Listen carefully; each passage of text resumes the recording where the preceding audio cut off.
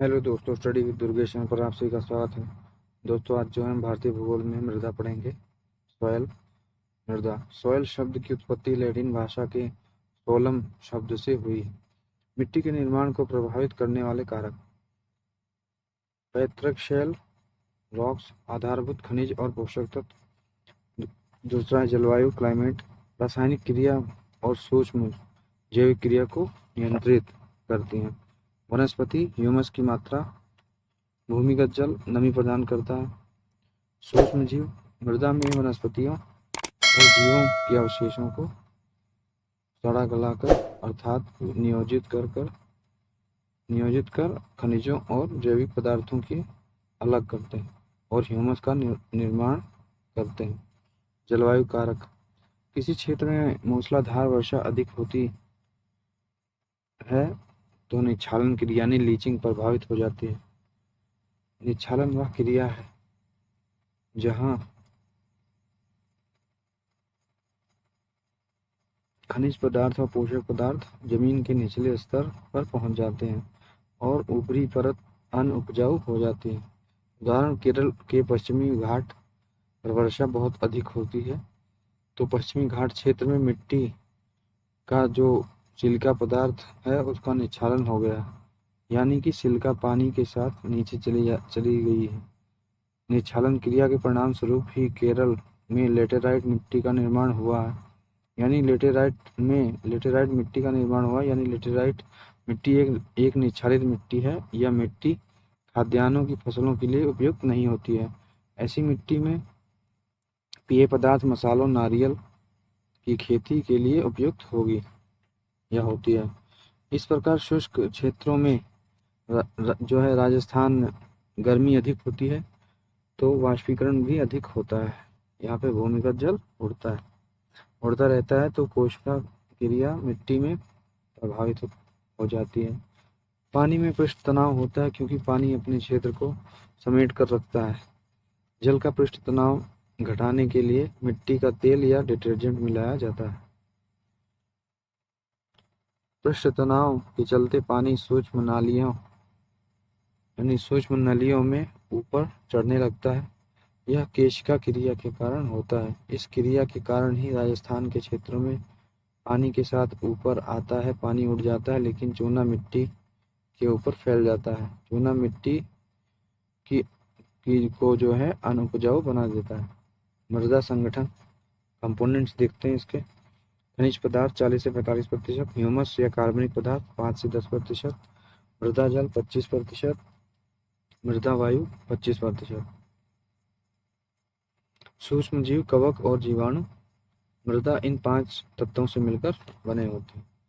Humus, मृदा में वनस्पतियों और जीवों के सड़े गले अवशेषों को या जैविक पदार्थों को ह्यूमस कहते हैं। इसे हम कार्बनिक पदार्थ या जीवाश्म भी कहते हैं। ह्यूमस निर्माण में कवक और जीवाणु की भूमिका होती है। उष्णकटिबंधीय मृदा होती है जो विषुवत रेखा के आसपास पाई जाने वाली मृदा में ह्यूमस की मात्रा कम होती है, जैसे लेटेराइट मृदा, पीट मृदा, दलदली मिट्टी।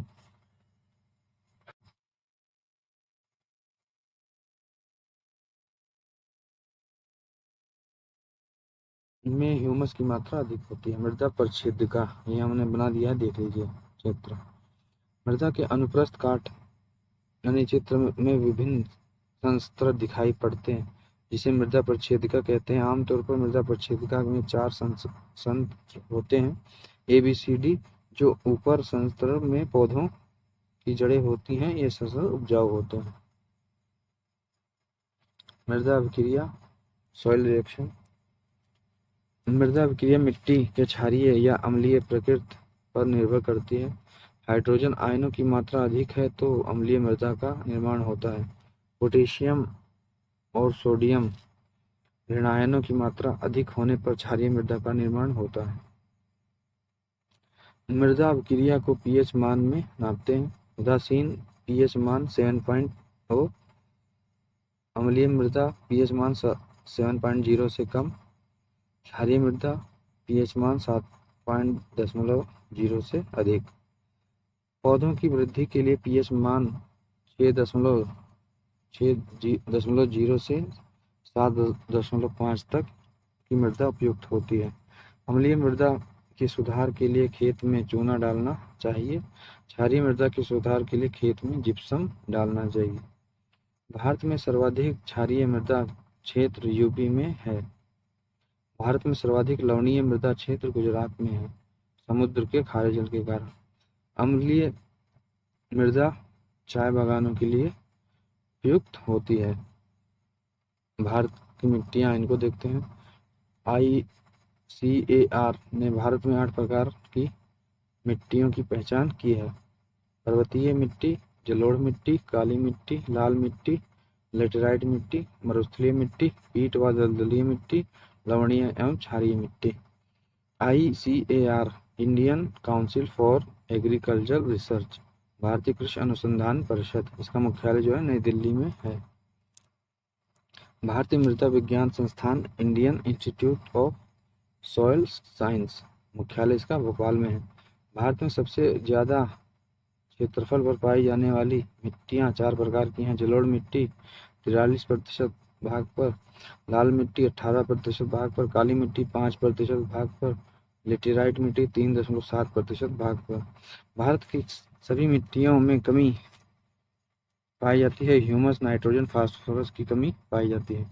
जलोढ़ मिट्टी, इसे कॉप या कछारी मिट्टी भी कहते हैं, यह भारत के सर्वाधिक क्षेत्रफल यानी 43% क्षेत्रफल पर विस्तृत है। जलोढ़ मिट्टी मुख्य रूप से भारत में 2 क्षेत्रों में पाई जाती है, उत्तर भारत के मैदान में, तटीय क्षेत्रों में।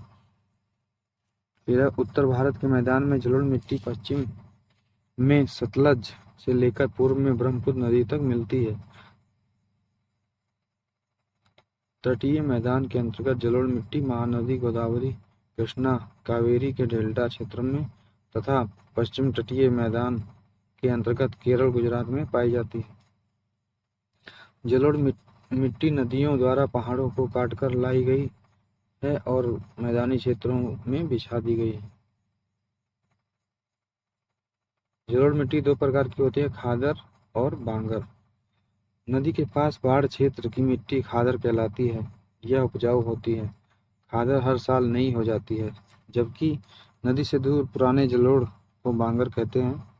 बांगर हर साल नई नहीं होती है। बांगर मिट्टी अपेक्षाकृत कम उपजाऊ तथा खादर मिट्टी अपेक्षाकृत अधिक उपजाऊ होती है। भारत की सभी 8 प्रमुख मिट्टियों में जलोढ़ मिट्टी सबसे अधिक उपजाऊ है। जलोढ़ मिट्टी में सबसे अधिक उपजाऊ खादर मिट्टी है।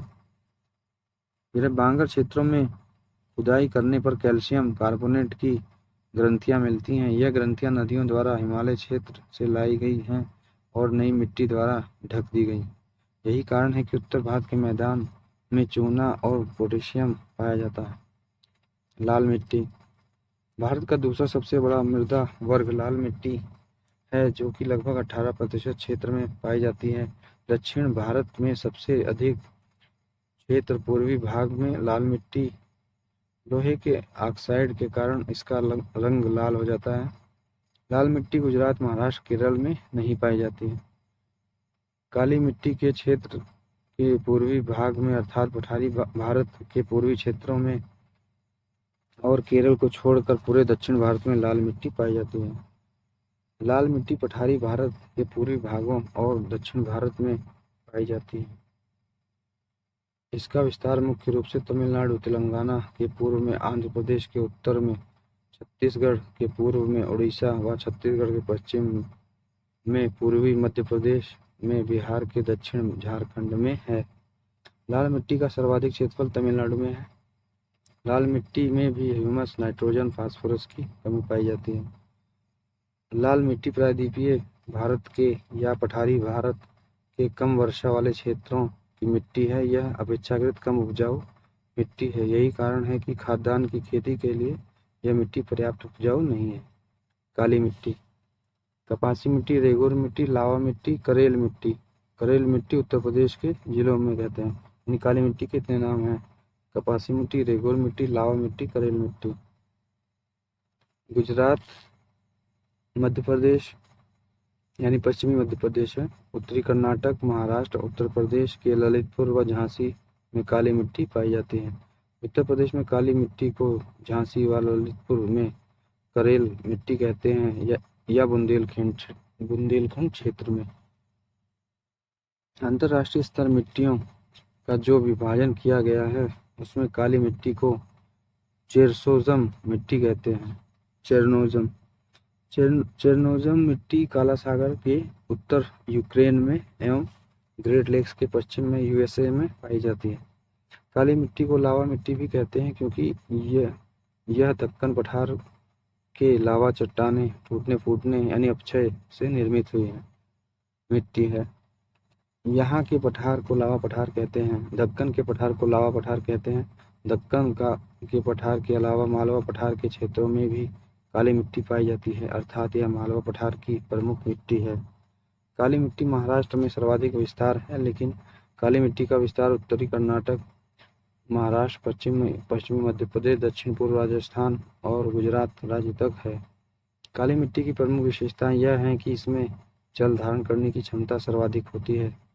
यह जल को सोखती है, इस प्रकार की वाष्पीकरण नहीं हो पाता है। यह थोड़ी वर्षा में चिपचिपी होती है और सूखने पर बड़ी बड़ी दरारें हो जाती हैं। इसी गुण के कारण काली मिट्टी को स्वतः जुताई वाली मिट्टी कहते हैं। काली मिट्टी को कपासी मिट्टी कहते हैं। कपासी मिट्टी का सर्वाधिक क्षेत्रफल महाराष्ट्र राज्य में है। काली मिट्टी शुष्क खेती के लिए सर्वाधिक उपयुक्त होती है क्योंकि जल धारण करने की क्षमता अधिक होती है। ऐसी खेती जो जल बचत पर आधारित हो और पानी सीधे पौधों को ही मिले, या पूरे क्षेत्र को इस तरीके से नालियों में बांट दिया जाता है ताकि पानी सीधे पौधों को मिले और पानी बर्बाद न हो। ऐसी खेती को शुष्क खेती या सूखाग्रस्त क्षेत्रों की खेती कहते हैं। लेटेराइट मिट्टी 200 सेंटीमीटर से वार्षिक से अधिक वर्षा और अधिक गर्मी। उपरोक्त दोनों परिस्थितियां भारत में 3 क्षेत्र में मिलती है, पश्चिमी घाट पर, उड़ीसा तट पर और शिलांग पठार पर। भारत में लेटेराइट मिट्टी का सर्वाधिक क्षेत्र केरल में, इसके बाद महाराष्ट्र में पाया जाता है, क्योंकि पश्चिमी घाट के पूर्वी ढाल के सहारे 200 सेंटीमीटर से अधिक वर्षा होती तथा विषुवत रेखा के निकट होने के कारण अधिक होती है। लेटेराइट मिट्टी के क्षेत्र पहला है पश्चिमी घाट, दूसरा है तमिलनाडु की शिवराय पहाड़ियाँ, तीसरा है उड़ीसा का तट, चौथा है झारखंड की राजमहल पहाड़ियाँ, पांचवा मेघालय और असम की पहाड़ियाँ। लेटेराइट मिट्टी भारत का चौथा सबसे बड़ा वर्ग है। लेटेराइट मिट्टी का रंग ईंट जैसा होता है तथा ईंट बनाने के लिए सर्वाधिक प्रयुक्त लेटेराइट मिट्टी होती है। लेटेराइट मिट्टी में ह्यूमस, नाइट्रोजन, फास्फोरस, पोटाश इन 4 तत्वों की कमी पाई जाती है। यूरिया में NPK, पोटेशियम, फास्फोरस 4:2:1 की मात्रा में रहता है। भारत में काली मिट्टी 15% क्षेत्रफल पर पाई जाती है। लेटेराइट मिट्टी में लोहे और एल्यूमीनियम की प्रचुरता होती है और लोहे के ऑक्साइड के कारण इसका रंग लाल होता है। अधिक वर्षा के कारण तथा क्रम से भीगने और सूखने के कारण इन क्षेत्रों की मिट्टियों में सिलिका पदार्थ का निक्षालन हो गया। लेटेराइट मिट्टी का निर्माण सिलिका के निक्षालन से हुआ। लेटेराइट मिट्टी एक निक्षालित मृदा है। लेटेराइट मिट्टी एक अनुपजाऊ मिट्टी है। मरुस्थलीय मिट्टी का निर्माण भारत के पश्चिम भाग के जो शुष्क क्षेत्रों पर हुआ है, उदाहरण राजस्थान और आसपास के क्षेत्र। मरुस्थलीय मिट्टी का निर्माण दक्षिणी पंजाब, दक्षिणी हरियाणा, समग्र राजस्थान और गुजरात के कच्छ क्षेत्र में हुआ है। मरुस्थलीय मिट्टी में खाद्यान्नों की खेती नहीं हो पाती, इसलिए यहाँ पर ज्वार, बाजरा, मोटे अनाज और सरसों की खेती की जाती है और इन सभी फसलों में राजस्थान नंबर 1 पर है।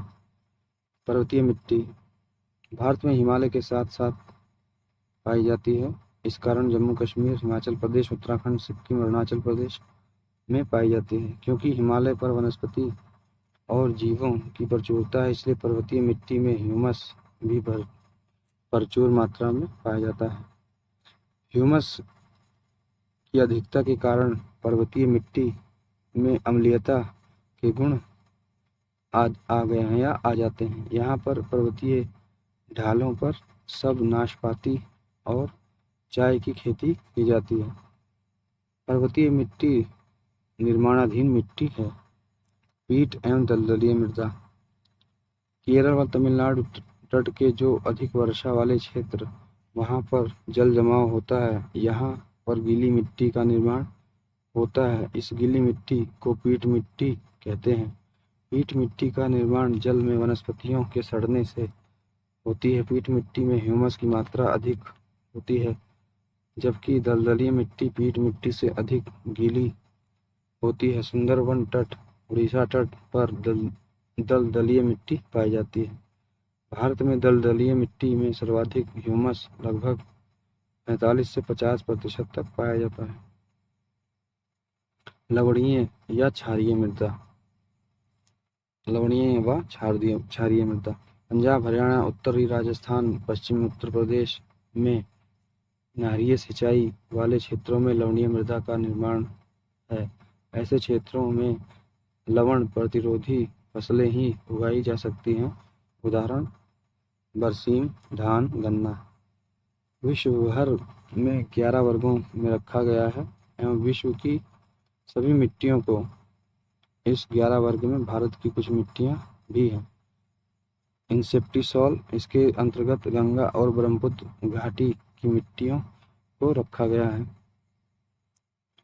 फिर है वर्टिसॉल, दक्कन पठार की काली मिट्टी को रखा गया है। फिर है एरिडिसॉल, राजस्थान की मरुस्थलीय मिट्टी को रखा गया है। फिर है हिस्टोसॉल, केरल और तमिलनाडु की दलदलीय और पीट मिट्टी को रखा गया है। ऑक्सीसॉल, केरल के लेटेराइट मिट्टी को रखा गया है। केंद्रीय मृदा संरक्षण बोर्ड का गठन 1953 में हुआ था। क्षेत्रफल की दृष्टि से सर्वाधिक बंजर जमीन राजस्थान में पाई जाती है। कुल क्षेत्रफल के प्रतिशत की दृष्टि से सर्वाधिक बंजर भूमि जम्मू कश्मीर में है। सर्वाधिक सूखाग्रस्त क्षेत्र राजस्थान है। सर्वाधिक लवणीय मृदा क्षेत्र गुजरात है कच्छ जिला, और फिर है गुजरात में भी कच्छ जिला। फिर है सर्वाधिक क्षारीय मृदा का क्षेत्रफल जो है उत्तर प्रदेश में। तो दोस्तों ये रही हमने मिट्टी इसमें कंप्लीट कर लिया, भारत की मिट्टियाँ। तो वीडियो कैसा लगा जरूर बताएं। वीडियो को लाइक करें, चैनल को सब्सक्राइब करें। जय हिंद, जय भारत, धन्यवाद।